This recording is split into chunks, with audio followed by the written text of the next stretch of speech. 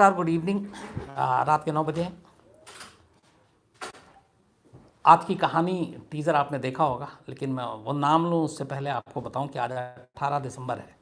आज से ठीक 5 दिन पहले यानी 13 दिसंबर को अमेरिका ने उसे एक बंकर के अंदर से गिरफ्तार किया था, और आज से ठीक 12 दिन बाद यानी आज 18 दिसंबर और 30 दिसंबर आएगा, 12 दिन बाद 30 दिसंबर को उसे फांसी दी गई। और पूरी दुनिया ने उसको फांसी पे चढ़ते हुए देखा, उस मौत को देखा। सद्दाम हुसैन, इराक का डिक्टेटर, तानाशाह।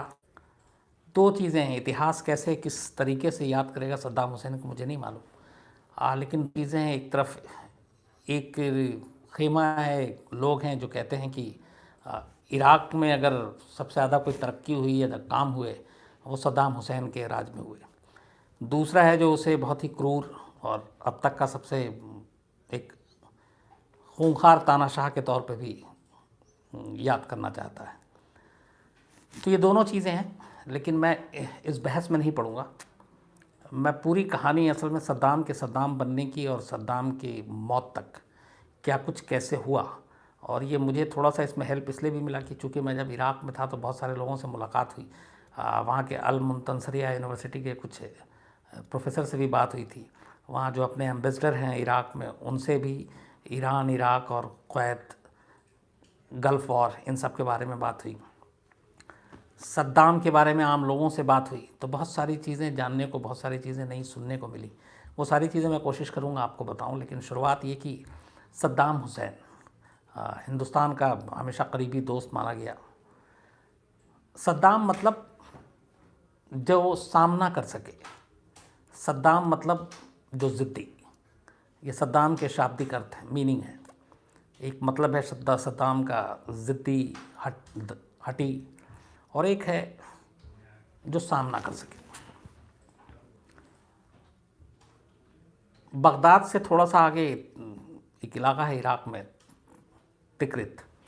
सद्दाम हुसैन की पैदाइश वहीं की थी, एक आम फैमिली में। और सद्दाम की पैदाइश से पहले ही उनके फादर की डेथ हो गई। एक बड़ा भाई था 5 साल का, उसकी भी मौत हो गई। माँ जो है बहुत ही ज़्यादा डिप्रेशन में थी और डिप्रेशन में रहने लगी। उसके बाद दूसरी शादी की। बचपन से ही सद्दाम हुसैन को उस वक्त बड़ा एक डर रहता था, और ये कि उसकी परवरिश कैसे होगी, क्या होगी। तो वो थोड़ा डिफरेंट टाइप का बचपन से ही शुरुआत में। धीरे धीरे सद्दाम हुसैन बड़ा होने के बाद पढ़ाई करने के लिए बगदाद पहुंचता है, और वहीं पे जो बाथ पार्टी, एक जो जिस पार्टी को बाद में सद्दाम हुसैन जिसके मुखिया बने, जनरल अहमद हसन अल बकर, उससे जुड़े हुए थे, जो वो भी तिक्रित के थे और सद्दाम हुसैन के दूर के रिश्तेदार थे। 1960s में, उससे पहले वहाँ पे अंग्रेज़ों का शासन था इराक़ में, लेकिन बाद में फिर वहाँ की एक राजशाही फैमिली थी जो अंग्रेज़ों के सपोर्ट से वहाँ की गवर्नमेंट चला रही थी। लेकिन फिर इराक़ में विद्रोह होता है, और विद्रोह होने के बाद उस राजशाही परिवार को हटा दिया जाता है, और जनरल अहमद हसन अल बकर जो है वो वहाँ के सत्ता पे काबिज़ होते हैं, बाथ पार्टी काबिज़ होती है। सद्दाम हुसैन नंबर 2 होते हैं। लेकिन कहते हैं कि ये सारी चीज़ें सद्दाम हुसैन ही उस वक्त सरकार चला रहे थे, तेज़ तर्रार। और चूँकि दोनों रिलेटिव भी थे और तिक्रित से भी थे।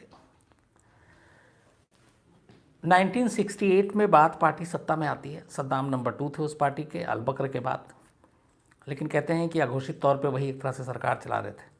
और उस वक्त सद्दाम हुसैन, मतलब 68 और 70s की मैं बात कर रहा हूँ, अब बहुत सारे ऐसे कदम उठाए जिसको इराक़ के लोग आज भी याद करते हैं। जैसे इराक़ पूरी तरह से तेल पे डिपेंडेंट है, वहाँ तेल बहुत सारे हैं, मतलब तेल के कुएँ भरे पड़े हुए हैं। तो एक तो सद्दाम हुसैन ने उस वक्त सोवियत संघ के साथ समझौता किया था, और उस वक्त जब शीत युद्ध चल रहा था, और इस समझौते के बाद उसने तेल जो कंपनियां थी, पहले तेल किसी भी तरीके से कोई भी अपना वो उसका कुछ रूल रेगुलेशन था नहीं, लेकिन उसको नेशनलाइज कर दिया, राष्ट्रीयकरण कर दिया। पूरी जो वहाँ की तेल कंपनियां थीं उनको नेशनलाइज करने के बाद उसके रेट फिक्स हुए। और उससे पहले जो वेस्टर्न कंट्री थे, पश्चिमी देश, उनको बड़ा सस्ते रेट पे तेल मिला करता था, लेकिन नेशनलाइज होने के बाद फिर एक रेट फिक्स हुआ तो उससे इराक़ को बहुत फ़ायदा हुआ, इराक़ को बहुत पैसे मिलने लगे और देखते ही देखते फिर इराक़ बड़ा धनी अमीर हो गया और जो उसमें फ़ायदा हुआ वो उस पैसे से फिर इराक़ में डेवलपमेंट का काम शुरू हुआ, चाहे वो स्कूल हो, कॉलेज हो, सड़क हो, बिजली हो, पानी हो, फैक्ट्रीज़ हो, इवन जो गांव में तमाम चीज़ें थी वहाँ पे भी डेवलपमेंट हुआ। और इन चीज़ों ने अचानक सद्दाम हुसैन को, जो अरब कंट्री हैं उसमें एक बड़ा अलग लाकर खड़ा कर दिया, एक बहुत बड़े लीडर के तौर पर खड़ा कर दिया। और फिर सद्दाम हुसैन, हसन अल बकर बीमार होने लगे, उनको साइड किया और ख़ुद इराक़ के प्रेसिडेंट बने और उसके बाद अपने जितने रिश्तेदार थे उन सबको इम्पोर्टेंट पोस्ट पे बैठाना शुरू कर दिया। तब तक सब कुछ ठीक चल रहा था, इराक़ में काम भी हो रहा था, तरक्की भी हो रही थी। लेकिन धीरे धीरे सद्दाम हुसैन थोड़ा, चूँकि एक तो डिक्टेटरशिप, और उन्होंने जब वो डिक्टेटरशिप, जब वो प्रेसिडेंट बना तो उसके बाद जो अपोजिशन के लीडर थे या जो भी सत्ता को चैलेंज करता उसको सीधा मारना शुरू करते। एक बार एक वेस्टर्न मीडिया ने पूछा भी था सद्दाम हुसैन से कि आप अपने विपक्ष के लोगों को आप मार क्यों देते हो, तो उसने कहा जो आपके ख़िलाफ़ आवाज़ उठाए उसका क्या करना चाहिए। तब सीधे जवाब था और ये भी कहा था कि हाँ मारता हूँ। तो ये सब कुछ ठीक चल रहा था, लेकिन इसी दौरान में सद्दाम हुसैन उस वक्त बहुत मतलब ताकतवर नेता के तौर पर पूरी दुनिया में मान्यता भी थी। और सबसे कमाल की बात ये देखिए कि अमेरिका का पूरा सपोर्ट था सद्दाम हुसैन और इराक़ को। तब रोनाल्ड रीगन यूएस के प्रेसिडेंट, और पूरी तरह से सद्दाम को हर तरह से मदद की। इसी बीच में एक ईरान उस वक्त इस्लामिक एक क्रांति के तौर पर उभर रहा था और वहाँ पे बहुत सारी चीज़ें हो रही थी, तो बहुत सारे वेस्टर्न कंट्री जो हैं वो ईरान को पसंद नहीं कर रहे थे। इधर कुछ शिया और सुन्नी की वजह से सद्दाम हुसैन भी इराक़ के थोड़ा ख़िलाफ़, और तभी ईरान और इराक़ के बीच में एक जंग शुरू हो जाती है जो करीब 8 साल चलती है। ये जो जंग शुरू हुई थी, ये कहते हैं कि एक तो सद्दाम हुसैन की महत्वाकांक्षा, दूसरी इसको ईरान उस वक्त हालांकि बहुत कमज़ोर था और इराक़ उसके मुकाबले बहुत ज़्यादा पावरफुल, और जब ये जंग शुरू हुई तो उसके बाद अब दुनिया के सामने ये था कि किसका सपोर्ट करें। तो दुनिया में ज़्यादातर जो मुल्क थे, इवन उसमें अमेरिका शामिल है, उसने इराक़ और सद्दाम हुसैन की मदद की और सपोर्ट की। रोनाल्ड रेगन प्रेसिडेंट थे, न सिर्फ पैसे से, हथियार से, ट्रेनिंग से, बल्कि ईरान के बारे में सैटेलाइट से ज़रूरी जानकारी देना, खुफिया जानकारी देना, ये सारी चीज़ें अमेरिका ने सद्दाम हुसैन के लिए की। और 1980 में शुरू हुआ था और 16 मार्च 1988 तक ये ईरान इराक़ वॉर चला।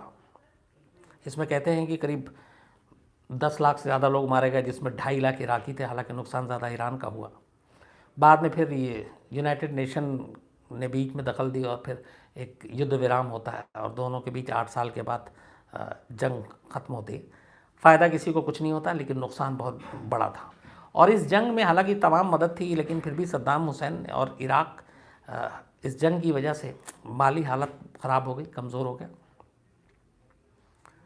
और अब उसको इधर उधर मदद लेनी पड़ी। उसमें कुवैत भी था, कुवैत ने भी इराक़ की बड़ी मदद की क्योंकि कुवैत अमीर मुल्क था। तो ये सारी चीज़ें जब हो गई, उसके बाद युद्ध विराम हो गया, तब फिर अचानक सद्दाम हुसैन जो है वो कुवैत पे भी हमला कर देता है। और उसकी वजह ये थी कि सद्दाम हुसैन का मानना था कि जिस तरीके से तेल की कीमत वो तय कर रहा है और कुवैत जो है वो सस्ते दामों पर तेल बेच रहा है, एक तो ये रीज़न जिसकी वजह से नुकसान हो रहा है, तो वो नहीं होना चाहिए। दूसरा उसमें ये था कि कुवैत से लगातार मदद मिल रही थी जब जंग ईरान इराक़ के बीच में था। और कहते हैं कि ये मैंने पहले भी शायद आपको बताया, जब मैं इराक़ गया तब ये कहानी सुनने को मिली थी कि इसी दौरान में जब माली हालत ख़राब थी, तब सद्दाम हुसैन के जो फाइनेंस मिनिस्टर हुआ करते थे, तारिक नाम था उनका, तारिक अजीज़ या ऐसे, तो वो कुवैत जाया करते थे और वहाँ के फिर जो शाह थे उससे पैसे लेकर आते थे। तो एक बार जब ये मिनिस्टर वहाँ कुवैत गए तो वहाँ के शाह ने, वहाँ के राजा ने ये कहा कि यार जब देखो मुंह उठा कर लेकर चले आते हो, और ये भी कहा था कि सुना कि तुम्हारे इराक की औरतें बड़ी खूबसूरत होती हैं तो कभी उन्हें यहाँ भेजो। ये बात हुई और उसने आकर जो इराक के फॉरेन मिनिस्टर थे वो सद्दाम हुसैन को बताया, और कहते हैं कि सद्दाम हुसैन ये सुनने के बाद बहुत गुस्से में आ गए। इराकी लोगों में एक चीज़ है कि वो अपनी इज़्ज़त को बहुत ज़्यादा ऊपर रखते हैं, तो जब इराकी औरतों के बारे में इस तरह की बातें सुनी तो उसी वक्त कहते हैं कि जो उनकी सेकंड कैटेगरी की जो आर्मी थी, जिसकी अभी ट्रेनिंग हो रही थी, जो अभी पूरी तरह से ट्रेन नहीं थे, इराक ने अचानक कहा कि कुवैत पे हमला करना है, और सद्दाम हुसैन के इशारा मिलते ही अनट्रेंड लोग जो इराकी बात और उसके रिवोल्यूशनरी पार्टी के जो सेना के लोग थे उनको कुवैत पे हमला करने के लिए भेज दिया, और उन्होंने कुवैत में खूब लूट मार मचाई, खूब वहाँ पे बर्बादी की। ये भी कहते हैं कि कुवैती महिलाओं के साथ भी उन्होंने बड़ा अभद्र व्यवहार किया, और इस तरीके से सब कुछ कुवैत पे जब कब्ज़ा किया तो पहली बार फिर बाकी कंट्री जो है वो सपोर्ट में आ गए कुवैत के। उसे लगा कि ये सद्दाम हुसैन अब बेलगाम हो रहे हैं। इनमें वो भी थे जो अमेरिका जैसे लोग जो मदद कर रहे थे। और फिर खैर करीब 22-28 दिन के बाद बाकी सेनाओं की मदद से वहाँ से इराक की फ़ौज को हटना पड़ा और कुवैत आज़ाद हो गया दोबारा। लेकिन इस चीज़ ने सद्दाम हुसैन की पूरी रिजिम पे एक तरह से डेंट मार दिया, और सद्दाम हुसैन का जो पॉपुलैरिटी ग्राफ था वो थोड़ा नीचे गिर गया। अभी ये सब कुछ हो ही रहा था कि इससे पहले एक चीज़ और सद्दाम हुसैन की जो खिलाफ गई थी वो ये थी कि 16 मार्च 1988 को जब ईरान इराक के बीच वॉर चल रहा था, तब एक हेलबजा एक इलाका है इराक में, ये बगदाद से करीब 240 किलोमीटर दूर है, और ये यहाँ पे कुर्दों की पॉपुलेशन ज़्यादा है। तो जब भी ईरान इराक वॉर के इसमें अगर ईरानी फ़ौज इराक की किसी सीमा में दाखिल होती तो ये कुर्द बड़े उसको वेलकम करते, और उसकी मतलब ये जो कुर्दिश थे और वो जो इलाका था हेलबजा, वहाँ पे शियाओं की मेजॉरिटी थी, तो ये लोग ईरान की तरफ सपोर्ट करते थे। और ईरान में उस वक्त जो सरकार चला रहे थे उसके हेड थे आयतुल्लाह खुमैनी, तो वो हमेशा ईरान का सपोर्ट करते। ये बात सद्दाम हुसैन को पता चली, तब सद्दाम हुसैन ने कहा कि ठीक है, इन कुर्दिश को मैं मज़ा चखाऊंगा। और इसी के बाद 16 मार्च 1988 को सद्दाम हुसैन की सेना ने बाकायदा जहाज़ से, हवाई जहाज़ से इनके ऊपर केमिकल अटैक कर दिया था इस हेलबजा जगह पे, और कहते हैं कि इस हमले में करीब 5000 कुर्दिश मारे गए थे, और इसका रिएक्शन बड़ा ख़तरनाक था चूँकि इस जो गैस था। तो एक ये चीज़ थी जिसको लेकर बहुत हंगामा हुआ। लेकिन उस वक्त जब ये केमिकल अटैक इराक ने किया तो ये एक तरह से ये पाबंदी आप ये नहीं कर सकते, लेकिन अमेरिका का सपोर्ट था, रोनाल्ड रेगन सपोर्ट कर रहे थे, बाकी कंट्री सपोर्ट कर रहे थे, वेस्टर्न कंट्री, तो उन्होंने सद्दाम हुसैन और इराक को कुछ नहीं बोला।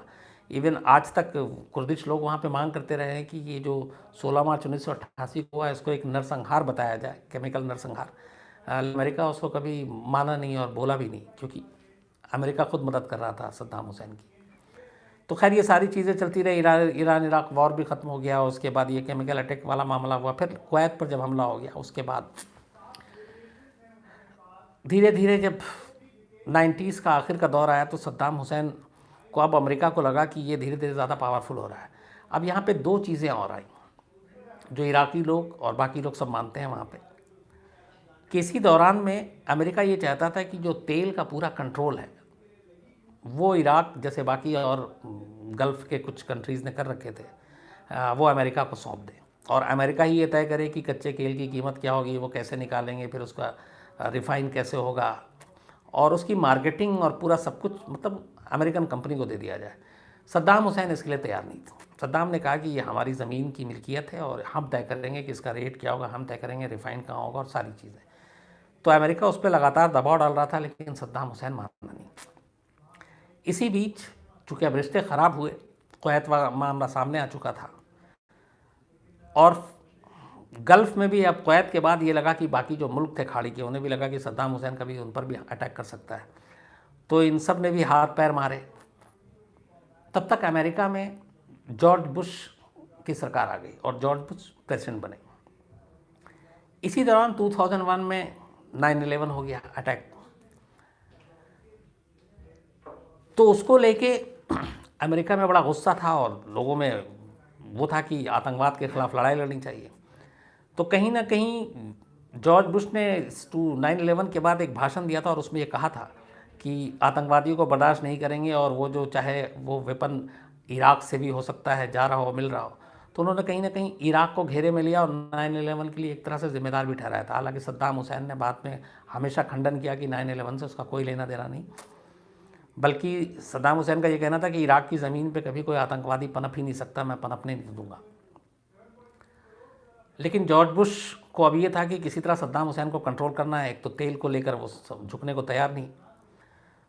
तो फिर अमेरिका ने ये इल्ज़ाम लगाया कि इराक के पास बहुत सारे केमिकल वेपन हैं और ये हैं जो दुनिया के लिए ख़तरनाक है। तो ये जब बात बढ़ी तो फिर 2002 में बाकायदा यूनाइटेड नेशन की अगुवाई में वहाँ पे कहा गया कि इराक में टीम जाएगी और वो चेक करेगी। वहाँ गई और उन्होंने सारा छान मारा, लेकिन उनको कोई भी वेपन नहीं मिला। और जो केमिकल का इल्ज़ाम लगाया जा रहा था या परमाणु इसका, वो कुछ मिला ही नहीं।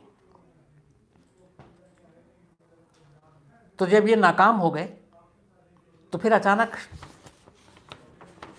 जॉर्ज बुश इसके लिए तैयार नहीं थे कि सद्दाम हुसैन को यहीं छोड़ दिया जाए। इसके बाद जनवरी 2003 में जॉर्ज बुश ने सद्दाम हुसैन के सामने 2 ऑफ़र रखे और कहा कि एक, या तो आप जितने भी आपके हथियार हैं उसको आप टोटली डिसआर्म कर दीजिए, अपने कंट्री से हटा दो, इस तरह के जो भी केमिकल भी हैं, और दूसरा आप खुद इराक छोड़ दो, और अगर आप ऐसा नहीं कर सकते हो तो फिर अमेरिका हमला कर देगा। ये जनवरी 2003 में बुश ने अल्टीमेटम दिया था सद्दाम हुसैन को। फरवरी 2003 में सद्दाम हुसैन कभी भी जनरली टीवी पे आकर कोई ज्ञान भाषण नहीं देता था। पहली बार सद्दाम हुसैन जॉर्ज बुश के अल्टीमेटम के बाद राष्ट्र के नाम संदेश देते हैं और उसके बाद बाकायदा उसमें कहा जाता है कि हमारे पास कोई हथियार नहीं है, हम झुकेंगे नहीं और इराकी लोग लड़ेंगे।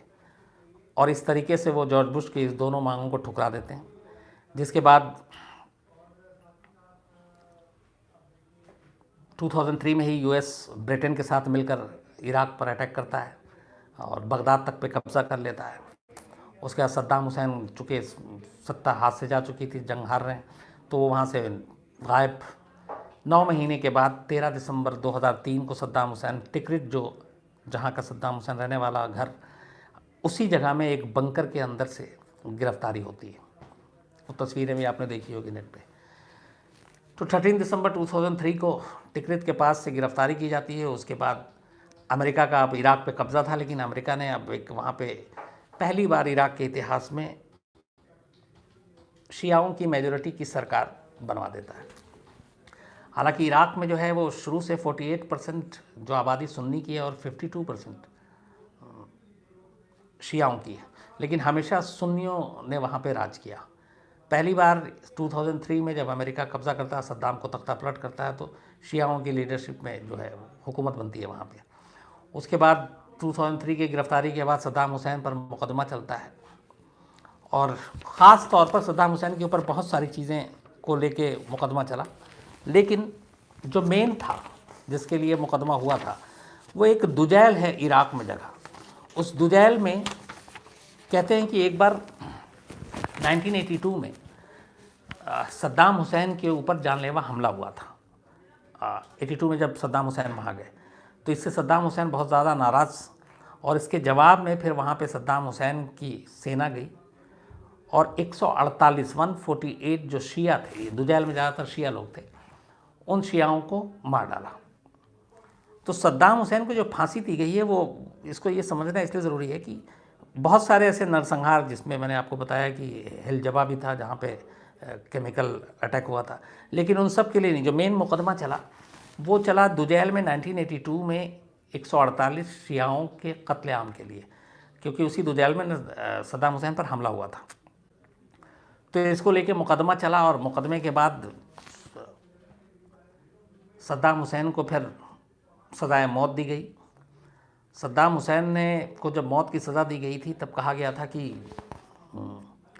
सद्दाम हुसैन ने अपनी तरफ से कहा था कि मैं चूँकि एक आर्मी का जवान हूँ तो मुझे जो है वो गोली मार के मुझे मौत की सज़ा दी जाए। लेकिन अमेरिका ने उसके लिए मना कर दिया था और सद्दाम हुसैन को फिर फांसी के ज़रिए ही मौत की सज़ा देने की बात की गई।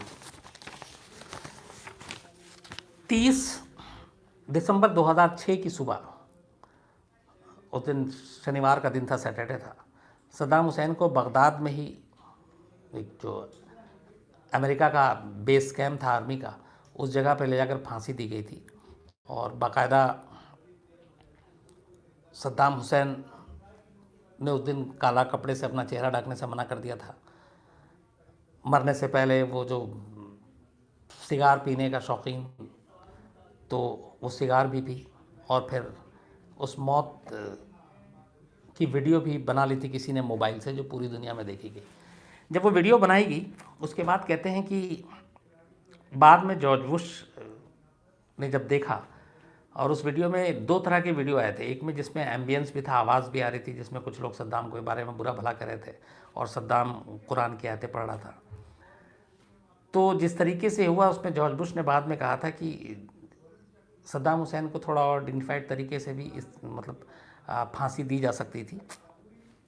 जिस तरीके से ये दी गई वो ठीक नहीं थी, ये जॉर्ज बुश ने माना है, क्योंकि फांसी के दौरान जो लोग बातें कर रहे थे और जो कुछ कह रहे थे उसमें यह था कि एक आदमी मरने जा रहा है और उसके साथ इस तरह का सलूक नहीं होना चाहिए। तो इसको एक्सेप्ट किया था जॉर्ज बुश ने। फांसी के बाद 30 दिसंबर को फांसी हुई। 31 दिसंबर को सद्दाम हुसैन की बॉडी को बाकायदा यूएस के जो चॉपर थे वो लेकर टिकरिट पहुंचे, और टिकरिट में ही जहां उसके दोनों बेटे उदय और दूसरा उसको दफनाया गया था, वहीं पे सद्दाम हुसैन को दफनाया गया। ये तो सद्दाम हुसैन की पूरी मौत की कहानी हुई।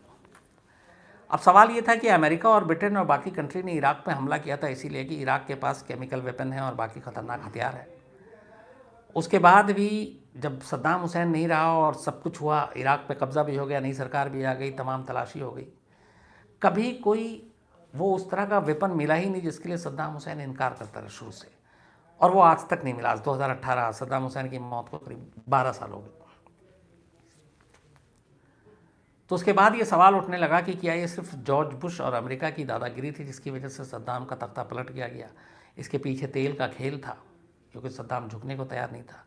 लेकिन अमेरिका के इस पूरे खेल में ब्रिटेन क्यों शामिल हुआ, ब्रिटेन ने साथ में क्यों इराक पे हमला किया, इसको लेके बहुत अच्छा, ब्रिटेन के बहुत सारे सिपाही भी मारे गए थे, करीब 150-200। 2009 में सर जॉन चिलकॉट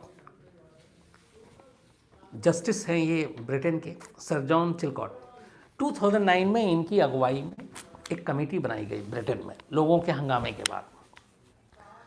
इस कमेटी ने पूरी इंक्वायरी की, इराक में सब कुछ जाकर सैकड़ों लोगों से बात की और जानना चाहा कि वाकई इराक पे जो हमला किया गया था वो कितना सही था और उसके पीछे मकसद क्या था। इस कमेटी ने जो अपनी रिपोर्ट दी है उसमें कहा कि इसमें अमेरिका और ब्रिटेन दोनों ने दुनिया के सामने सद्दाम हुसैन की जो तस्वीर पेश की वो बहुत गलत तस्वीर पेश की। सद्दाम हुसैन एक टेररिस्ट नहीं था, कोई मिलिटेंट नहीं था, वो एक डिक्टेटर था, और ऐसे बहुत सारे कंट्रीज़ में ऐसे डिक्टेटर हैं। दूसरा, सद्दाम हुसैन को ईरान से लड़वाने के लिए भी पीछे अमेरिका ने वो कराया। जो कुवैत पे जो कुछ हुआ उसमें सद्दाम की बेशक गलती हो सकती है, लेकिन इराक के पास कोई भी इस तरह का वेपन, केमिकल वेपन, ये कुछ नहीं था, ये कभी साबित नहीं हुआ। ये जस्टिस चिलकॉट जो है इन्होंने अपनी रिपोर्ट में कहा। तब टोनी ब्लेयर ब्रिटेन के प्राइम मिनिस्टर थे, और इस रिपोर्ट के बाद जो आर्मी के लोग शहीद हुए थे ब्रिटेन के, उनकी फैमिली से उन्हें माफ़ी भी मांगनी पड़ी। तो इस रिपोर्ट को, अगर इस कमेटी को जस्टिस चिलकॉट की हम लोग माने, तो कुल मिलाकर ये था कि सद्दाम हुसैन को खड़ा किया अमेरिका ने, सद्दाम हुसैन को ईरान के ख़िलाफ़ लड़वाया अमेरिका ने, सद्दाम हुसैन की पैसे से लेकर हथियार से लेकर हर चीज़ से मदद की अमेरिका ने। लेकिन जब वो अमेरिका की बात मानने को तैयार नहीं हुआ तेल वेल को लेकर, तो उसी अमेरिका ने सद्दाम हुसैन का तख्ता पलट करवा दिया। ये पूरी कहानी का एक पहलू। अब दूसरा,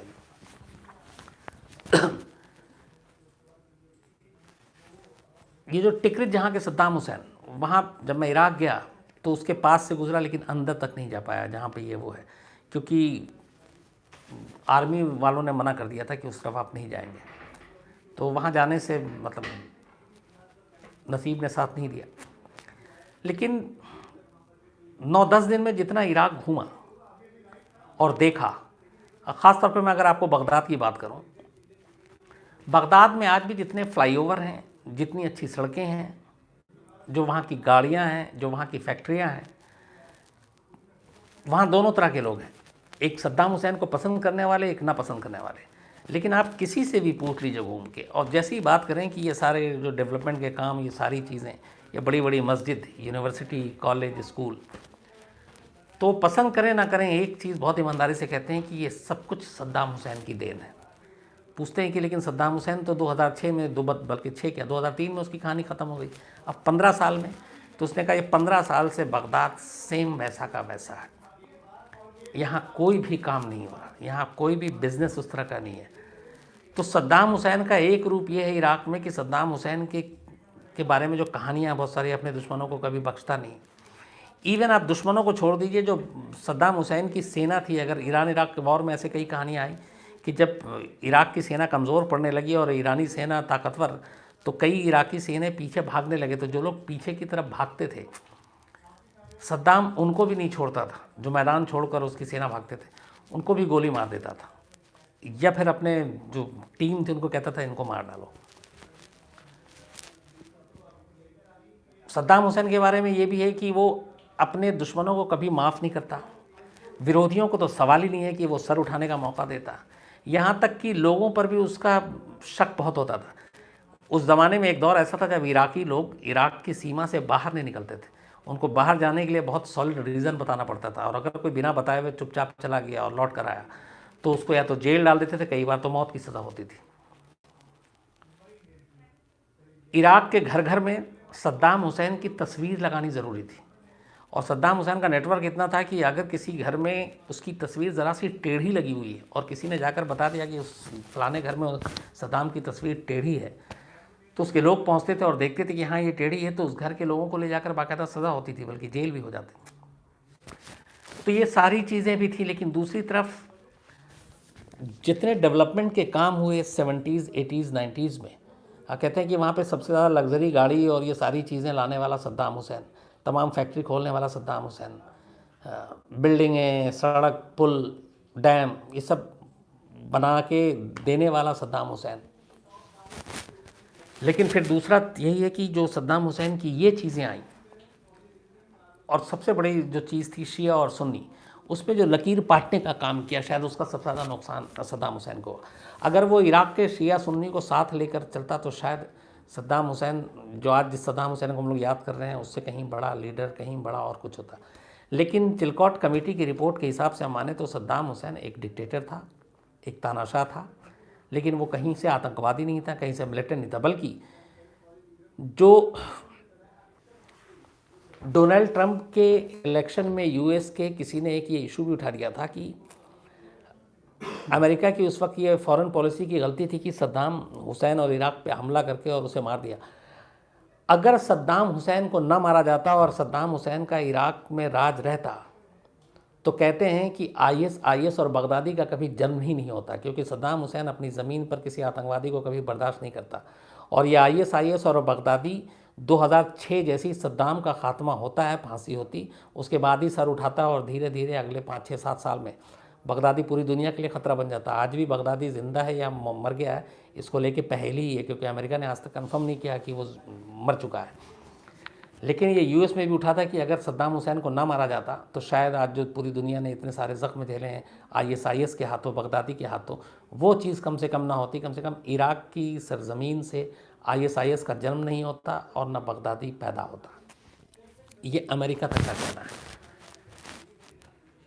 तो ये थी पूरी कहानी। और सद्दाम हुसैन हमेशा इंडिया के लिए, हमेशा उस ज़माने में इंदिरा गांधी की बड़ी अच्छी दोस्ती।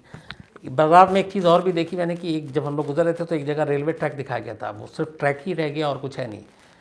तो पहले बगदाद में ट्रेन भी चला करती थी, तो हमने पूछा वहाँ पे जो साथ थे हमारे, तो पता चला वो रेलवे ट्रैक इंडिया की मदद से वहाँ पे बिछाई गई थी। और बाकायदा ये जो वहाँ ट्रेन बगदाद में पहले चली थी वो इंडिया की तरफ से ही थी। और अब वो खैर ट्रेन भी नहीं है और वो ट्रैक तो अब गायब है। तो इंडिया ने भी बहुत मदद की थी और हमारी दोस्ती भी बहुत अच्छी थी। लेकिन कुल मिलाकर, और ये इसमें कोई हैरानी वाली बात नहीं है, चाहे वो ओसामा बिन लादेन हो, इवन बगदादी के बारे में कहते हैं कि सीरिया में जब शुरुआत हुई थी तो बगदादी की मदद भी अमेरिका ने की।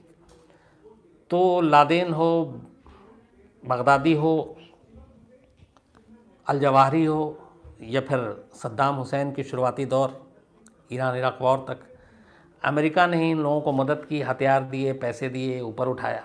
और फिर जब वो लगा कि वो उसके लिए ख़ुद ख़तरा है या उसकी बात नहीं मान रहा, तो फिर इन तमाम लोगों का ख़ात्मा भी कर दिया।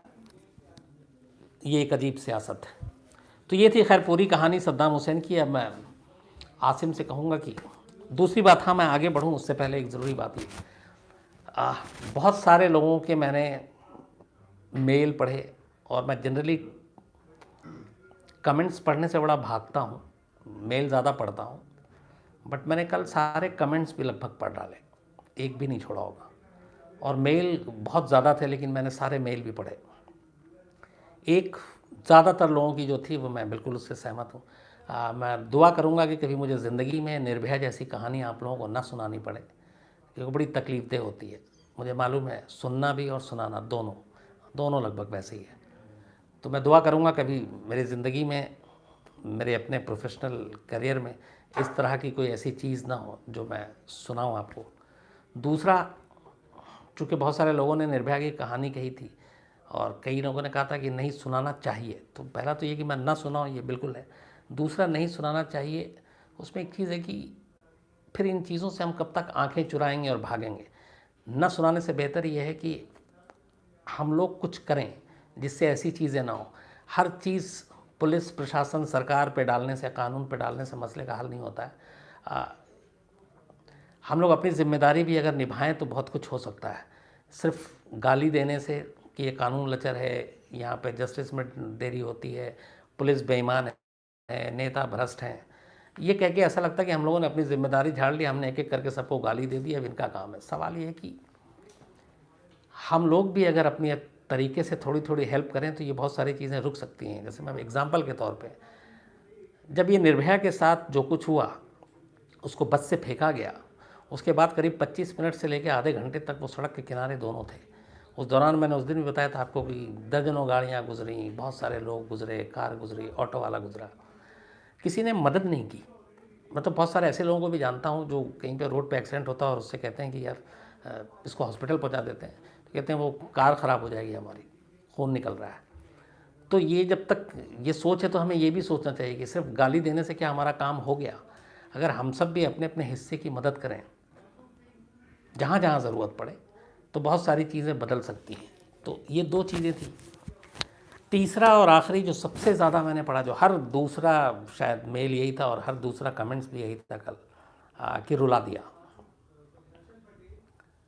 इसका मेरे पास इसलिए जवाब नहीं है कि ये वो चीज़ ही ऐसी थी, ये ख़बर जिस तरीके से हुई कि किसी का भी कलेजा छलनी हो जाए। कोई भी सुनना नहीं चाहता ऐसा।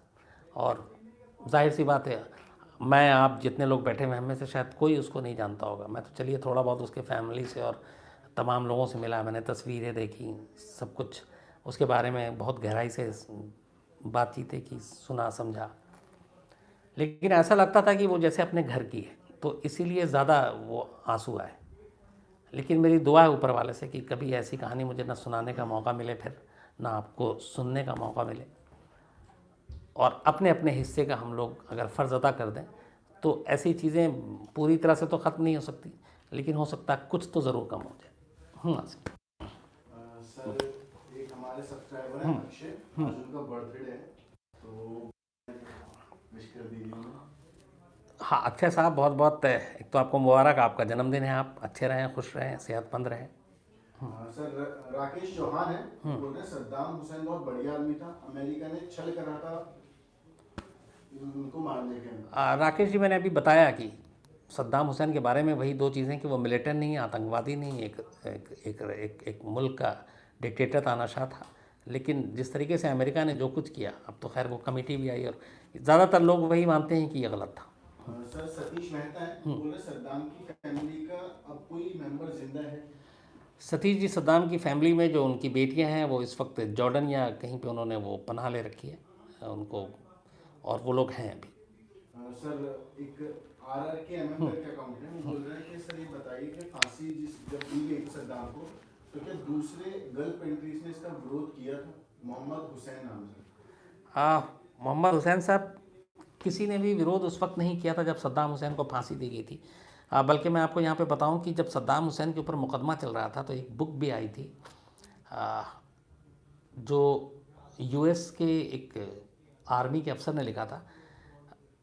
12 ऐसे आर्मी थे के जवान थे यूएस के, जिनको सद्दाम हुसैन की निगरानी की जिम्मेदारी सौंपी गई थी, और वो 12 के 12 आखिरी कई मतलब 3 साल के करीब सद्दाम हुसैन के साथ रहे।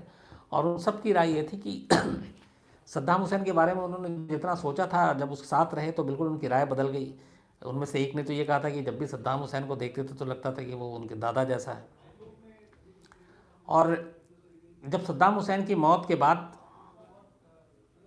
2 चीज़ें थी। एक, जब सद्दाम हुसैन की सत्ता को गिराया गया और बगदाद पर कब्ज़ा किया गया तो एक बहुत हिस्टोरिकल तस्वीर आप देखते होंगे। वो मैं उस जगह गया भी था और मैंने वो जगह देखी थी। अब तो वहाँ पे बहुत सारा बड़ी कोई मस्जिद बन रही है, मस्जिद के सामने ही है वो।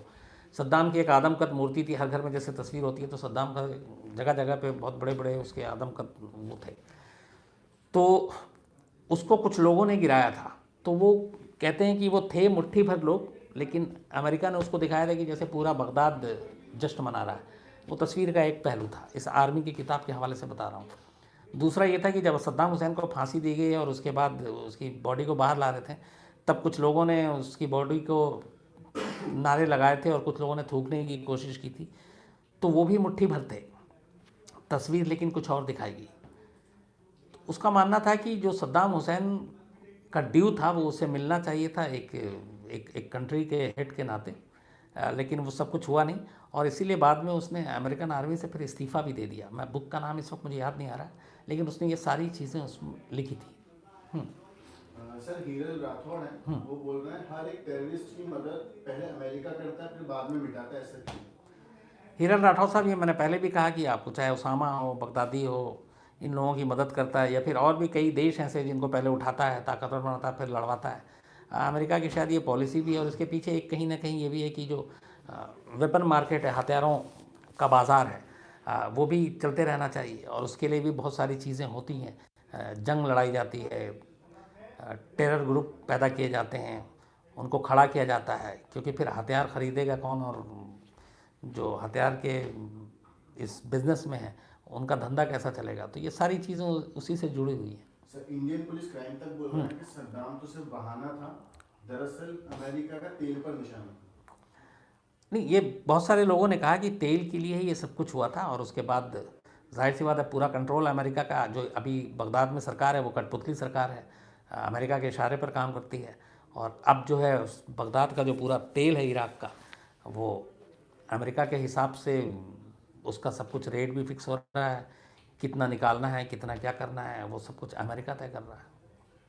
सर एक आफ्ताब जी हैं, क्या उसमें वो बोल रहे हैं कि सच है कि सद्दाम के फांसी के टाइम जो उसे काला कपड़ा पहनाया नहीं गया था, उसकी बॉडी के साथ भी बाद में बर्बरता से लोगों ने पत्थर मारे गए थे? सर ये आफ्ताब जी।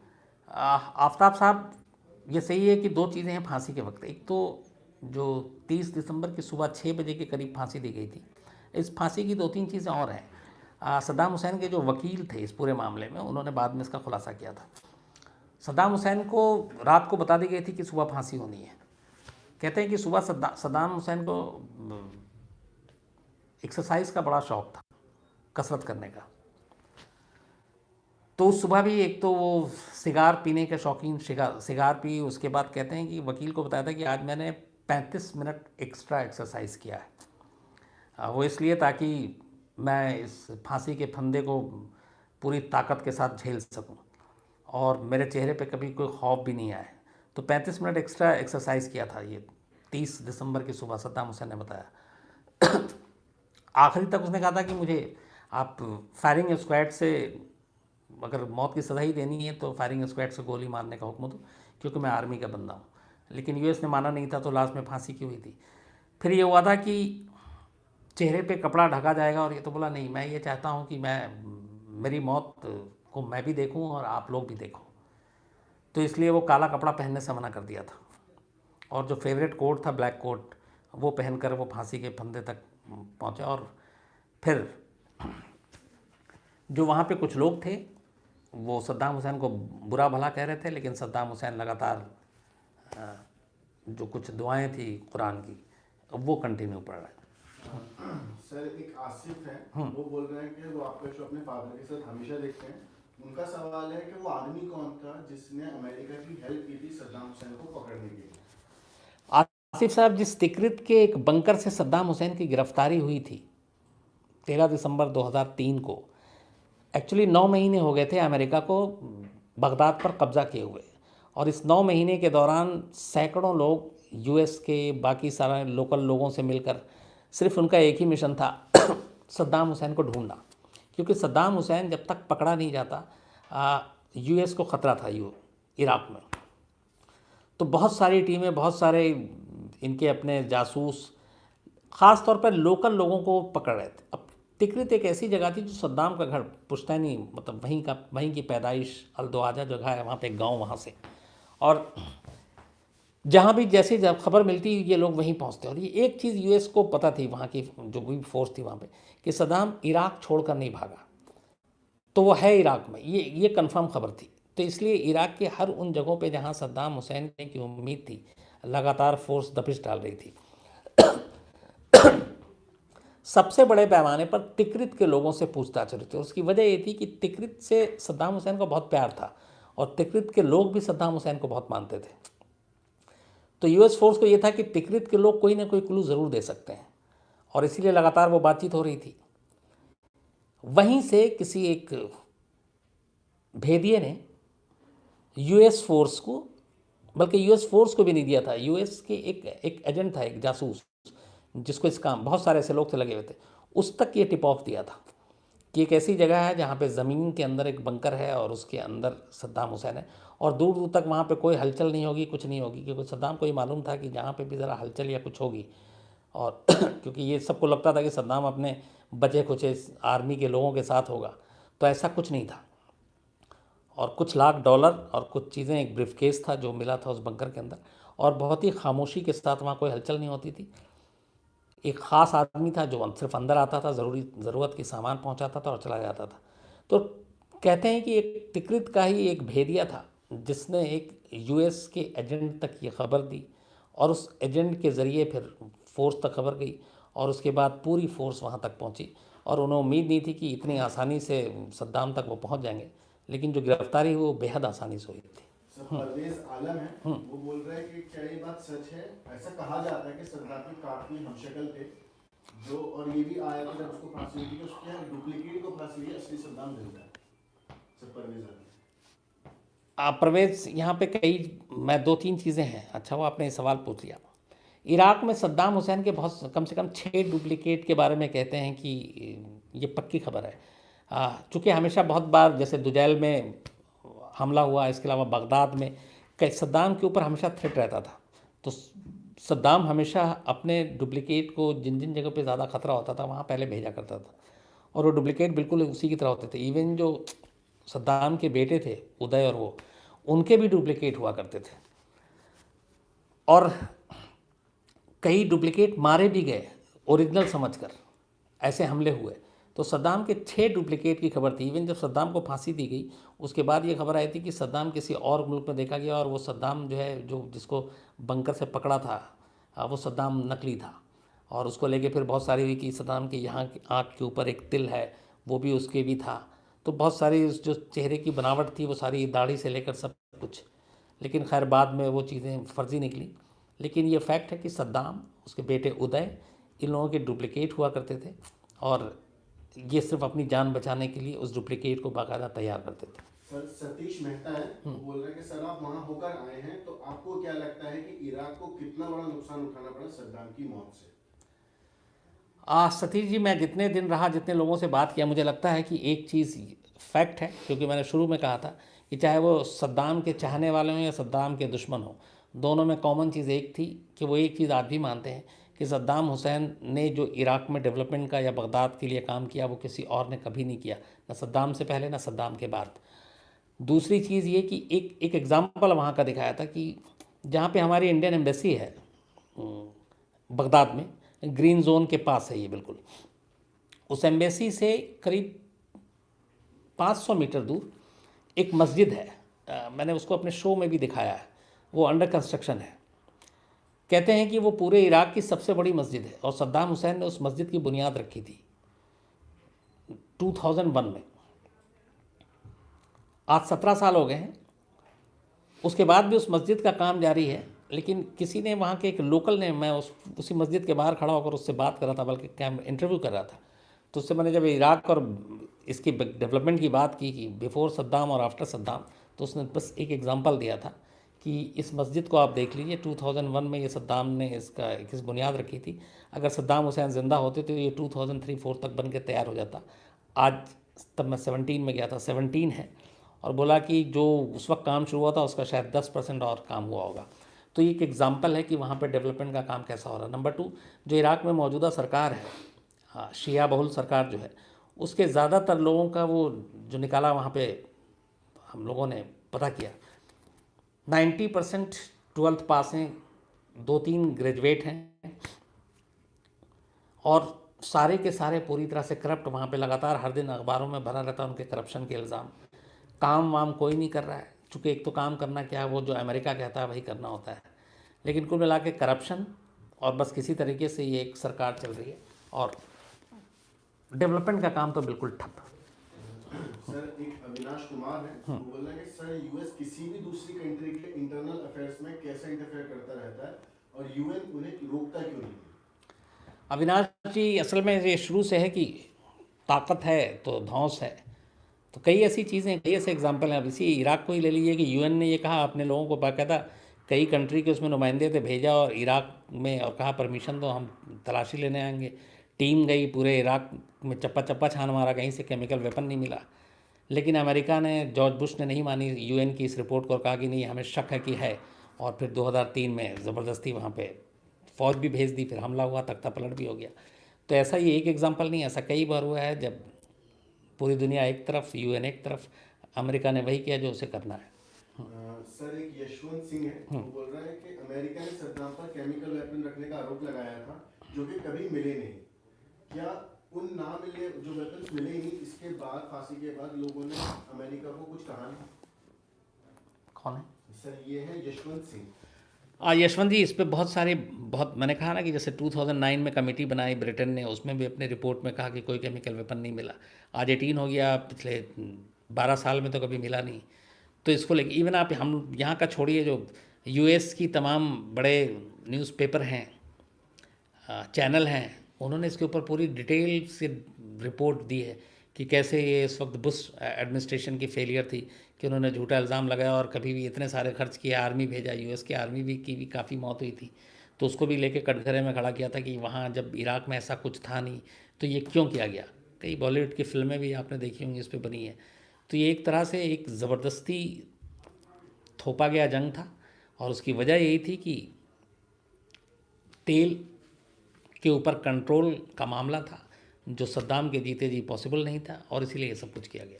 सर, एक राहुल जैन का पेड क्वेश्चन है, वो बोल रहे हैं कि शम्स जी, टुडे इज माय बर्थडे, वो मुंबई के रहने वाले हैं, आपका बर्थडे कब आता है? और वो हमारे रेगुलर व्यूअर्स हैं, गुजरात राइट्स की कहानी डिटेल में अगर आप सुना सकते हैं तो प्लीज़ सुनाइए। राहुल साहब, आपको बहुत बहुत जन्मदिन की मुबारक, आप हमेशा अच्छे रहें, खुश रहें। मेरा बर्थडे 3 जनवरी को आता है, ज़्यादा दिन नहीं है, लेकिन आपको बहुत बहुत, चूँकि आपका आज बर्थडे है, आप अच्छे रहिए, खुश रहिए, और आपने जो स्टोरी की बात की मैं बिल्कुल उसको जल्दी सुनाऊंगा और डिटेल में सुनाऊंगा। सर, एक रिक्वेस्ट आ रही है काफ़ी लोगों की कि किम जोंग उनके ऊपर भी बताइए, क्योंकि वो भी एक बहुत बड़े डिक्टेटर है। ये बहुत सारे रिक्वेस्ट आ रही है किम जोंग उन के बारे में, मुझे पहली बार देखिए मेरे चेहरे पे हंसी आई है। किम जोंग उन मेरा फेवरेट कैरेक्टर है। आप यकीन मानिए कि मैं किम जोंग उन पे बिना कुछ पढ़े लिखे नॉन स्टॉप 10-12 घंटे बोल सकता हूँ। इतनी सारी स्टोरीज़ कर दी, इतने सारे शोज़ बना दिए। तो मैं किम जोंग उन के बारे में एक दिन आपको पूरी कहानी सुना देता हूँ। और इंटरेस्टिंग बहुत कैरेक्टर इसलिए है कि बड़े अच्छी अच्छी चीज़ें हैं वहाँ पे जैसे कि नॉर्थ कोरिया में हेयर स्टाइल वही होगा जो किम जोंग उन का होगा। वहाँ पे आप रेडियो पे विदेशी गाने नहीं सुन सकते। वहाँ पोर्न फिल्म देखने पे सीधे मौत की सज़ा है। इसके अलावा जो पूरी फैमिली की कहानी है वो बहुत इंटरेस्टिंग है। तो मैं एक दिन आपको किम जोंग उन की पूरी कहानी सुनाता हूँ। सर एक सवाल और आया है कि अमेरिका नॉर्थ कोरिया पे अब हमला करने की धमकी दे रही है, जैसे उसने सद्दाम को धमकी दी थी। अगर जंग होती है तो क्या नॉर्थ कोरिया जीतेगा क्योंकि उसके पास ताकतवर हथियार है, या अमेरिका जीतेगा? देखिए, अब अमेरिका नॉर्थ कोरिया का जो मामला था अभी, हाँ, कुछ महीनों पहले तक तो गर्म था, तब तक मैं भी वारदात निकालता था। अब इधर आजकल वारदात निकाल नहीं रहा हूँ नॉर्थ कोरिया पे या किम जोंग उन पे। इसका मतलब है मामला शांत है। हालांकि दोनों ही जो लीडर हैं, दोनों ही शॉर्ट टेम्पर और कभी भी कुछ भी बयान दे देते हैं, चाहे वो किम जोंग उन हो। हालांकि एक चीज़ और बताऊं कि किम जोंग उन को किम जोंग उन बोलने पे थोड़ी नाराज़गी होती है। पूरा जो नाम है वो कहते हैं मार्शल किम जोंग उन। तो मार्शल किम जोंग उनकी तरफ से एक हम लोगों को नोटिस भी आया हुआ वारदात के एक शो पे। जवाब भी भेज दिया था हम लोगों ने नॉर्थ कोरिया एम्बेसी को। लेकिन मुझे लगता नहीं है कि कोई ऐसी जंग का ख़तरा है इस वक्त। लेकिन हाँ, दोनों जिस तरीके की बातें करते हैं उससे थोड़ा मामला जो है वो गर्म हो जाता है। सर एक नव रोज करके हैं, वो बोल रहे हैं कि इराक के जो मौजूदा हालात हैं और लीबिया के जो हालात हैं, इससे क्या पता चलता है डिक्टेटरशिप अगर होती सद्दाम की तो इतने बुरे हालात नहीं होते मिडिल ईस्ट में? नवरोज। अच्छा, नवरोज़। देखिए, एक गल्फ़ वॉर भी था जो देन थी उस वक्त की पूरी। फिर आप लीबिया की बात करें, चाहे डिक्टेटरशिप ऐसा नहीं है, आज भी है। अभी हम लोग किम जोंग उन के बारे में बात ही कर रहे हैं, वो भी एक डिक्टेटर है। लेकिन ये जो पूरी चीज़ें थी, कहीं ना कहीं इसकी जड़ में आप बाकी सारे रीज़न मैं कहता हूँ इराक के हटा दीजिए, लीबिया के, कुवैत के, सब के हटा दीजिए, वो बेसिक फिर तेल आ जाता है। और उस तेल के लिए बहुत कुछ हुआ और शायद आगे भी हो। तो असली वजह यही है। बाकी आप अपने अपने हिसाब से हम लोग इसका कोई भी फैसला निकाल लें। सर पॉन्टी चड्ढा बिजनेसमैन जो थे उनके ऊपर कहानी सुनने के लिए अरविंद कुमार जी बोल रहे हैं। अरविंद कुमार जी, मैं आपको बिल्कुल जल्दी पॉन्टी चड्ढा की कहानी सुनाऊंगा। बड़ी वो भी दर्दनाक कहानी है। अरबों खरबों रुपए की पूरा साम्राज्य, और एक छोटी सी प्रॉपर्टी के लिए, एक फार्म हाउस के लिए कैसे भाई भाई की जान ले लेता है, वो पूरी कहानी है। वो मैं आपको जल्दी सुनाऊंगा। सर एक फैक्ट प्लस है, वो बोल रहे हैं सर क्या अब इराक के लोग अपनी गलती का एहसास करते हैं कि अगर सद्दाम को नहीं करते तो इतना बुरा हालत नहीं होता? इराक के लोगों को गलती का एहसास कुछ हद तक मैं कहूँ इस ISIS की वजह से भी ज़्यादा है। उनको लगता है कि चूँकि वहाँ एक और चीज़ है कि इराक में, अब तो खैर बगदादी का थोड़ा दबदबा कम हो गया है, लेकिन मैं लास्ट 16-17 तक बात करूँ, 2013 से 4-5 साल तक, तो जो बगदादी का वहाँ पे उत्थान हुआ, बगदादी ने जिस तरीके से जगह जगह पे, चाहे वो मोसूल हो, इवन इदलीब और बाकी जो जगह हैं जहाँ पे उसने कब्ज़ा किया, लोगों को भी मारा, तो ये लगता था कि अगर सद्दाम हुसैन होता तो शायद ये जुल्म ना होता और इस तरीके से बगदादी सर ना उठाता। Sir Gaddafi, Kim Jong Un और सद्दाम तीनों डिक्टेटर हैं। इन तीनों में एक चीज़ क्या है और तीनों की अलग अलग खूबियाँ क्या? गद्दाफ़ी, किम जोंग उन और सद्दाम, इन सर ये रितेश कौशिक। रितेश कौशिक साहब, सवाल आपने करके मुझे थोड़ी सी मुश्किल में डाला है कि इन तीनों में एक कॉमन चीज़ क्या है। कॉमन चीज़ तो ये है कि तीनों डिक्टेटर हैं। बड़ा आसान जवाब है मेरे लिए। और तीनों की खूबी पूछा है ना। सद्दाम हुसैन ने इराक को, जो पूरी गल्फ़ की कंट्री है बाकी, उन सब के अपने दौर में ऊपर ला दिया था। बाकी सबको लगता था कि ये यार कमाल कर रहा है, ये इतना ज़्यादा डेवलप हो गया, और तो ये खासियत थी। किम जोंग उन एक साउथ कोरिया से अलग होने के बाद, साउथ कोरिया बहुत डेवलप कर गया। नॉर्थ कोरिया में बेरोज़गारी से लेके सब कुछ है। वहाँ तो ये भी है कि बच्चे घास खाने को मजबूर हैं, क्योंकि किम जोंग उन को है वो बम से इतना प्यार है कि उसने रोटी और ये सारी चीज़ें नज़रअंदाज कर दी। लेकिन उसने अपनी हरकतों से दुनिया के जो सबसे ताकतवर जो अमेरिका प्रेसिडेंट, उसको भी उसकी बातों का जवाब देने के लिए मजबूर कर दिया। तो ये हो सकता है। कर्नल गद्दाफ़ी की इमेज इन दोनों से मैं थोड़ी सी अलग मानता हूँ। और गद्दाफ़ी को लेके शुरुआती दौर था, क्योंकि जिस तरीके से वो सत्ता में कर्नल गद्दाफ़ी आए, तो उसको लेके उस वक्त बड़ा लोगों में, वहाँ के अपने लोगों में इमेज बहुत अच्छी थी। लेकिन बाद में धीरे कर्नल गद्दाफ़ी की जब उनकी कहानी आने लगी और फिर लोगों में ही विरोध आया, तो उसके बाद वो ज़ाहिर सी बात है जो कुछ हुआ। लेकिन शुरुआती दौर में कर्नल गद्दाफ़ी और गद्दाफ़ी के कामों को लोगों ने काफ़ी सराहा पहले फेज़ में, आगे बदल गया था सब। तो वक्त हो गया है अब, और काफ़ी बातचीत भी हो गई। कल आपसे फिर मुलाकात होगी, और आप लोग अपने इसी तरह से सुझाव, शिकायतें, तारीफ़ें सब भेजते रहें। मैं पढ़ता रहता हूँ, कुछ लोगों को जवाब भी देता रहता हूँ। कल मुलाकात होगी आपसे रात 9 बजे। तब तक के लिए आप लोग अपना ख्याल रखें और यूं ही क्राइम तक की कहानियाँ सुनते रहें। Thank you.